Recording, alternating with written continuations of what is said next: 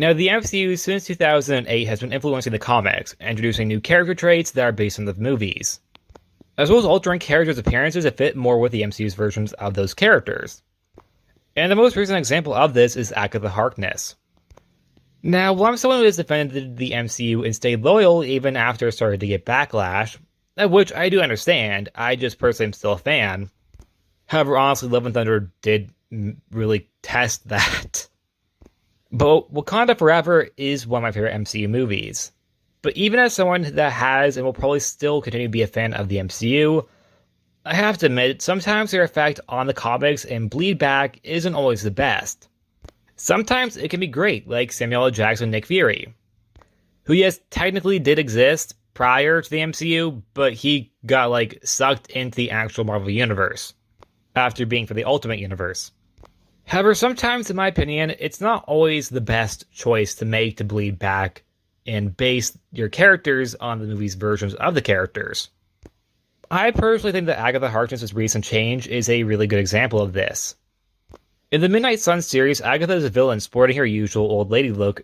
However, after her near-death experience, a coven including a variant of Nico Minoru from the Runaways would use magic that resulted in Agatha being reborn and resorting her to once again appear youthful. Now, the reason why I'm not a fan of this change is because, while it's clearly intended to be bleed back, I think it is unnecessary. Agatha, in my opinion, is pretty similar to her MCU counterpart minus her age.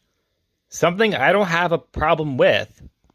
But to do this storyline, it turns out, I think, was done solely to occur to have Agatha look like her MCU counterpart is, in my opinion, a little over the top.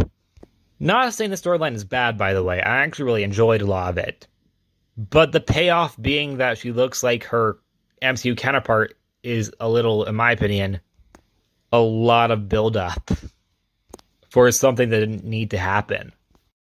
WandaVision's version of Agatha was one of my favorite MCU villains, with Catherine Hahn bringing so much energy to the role. So when the change was made to make the character younger for the MCU, I didn't mind. But now that's bleeding back in the comics, I have to say I think it's a step too far. The MCU is making an Agatha TV show, so they want the characters to look alike. But I still think that either A, shouldn't have been done, or B, at least if it was done, don't turn it into this huge storyline. Which, while, like I said, wasn't bad, the payoff I don't think a lot of people were anticipating occurred, that being that she just had her youth restored. Agatha Harkness in the comics was a sassy old lady, who you didn't want to mess with. The character being elderly was something that, in my opinion, made her stand out. However, you can also disagree with that and say that she looks better now that she is younger. And yes, the Ultimate Universe also had a younger version of Agatha Harkness. And this is just my opinion, you can disagree with it. And that's it. Like always, please like, subscribe, and see you guys next time. Bye!